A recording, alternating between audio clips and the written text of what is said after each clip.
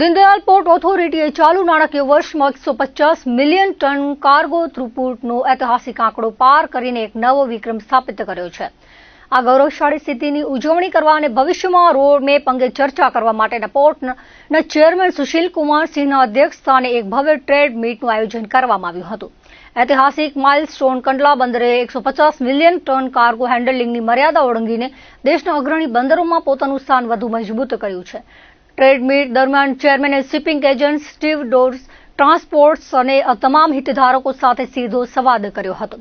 તેમણે જણાવ્યું હતું કે આ સિદ્ધિ તમામ હિતધારકોના નિરંતર સહયોગ અને મહેનતનું પરિણામ છે. સુશીલ કુમાર સિંહે વિશ્વાસ વ્યક્ત કર્યો હતો કે આધુનિક ઇન્ફ્રાસ્ટ્રક્ચર અને કાર્યક્ષમ વહીવટને કારણે દીનદયાલ પોર્ટ આવનારા સમયમાં વધુ નવા રેકોર્ડ સ્થાપિત કરશે.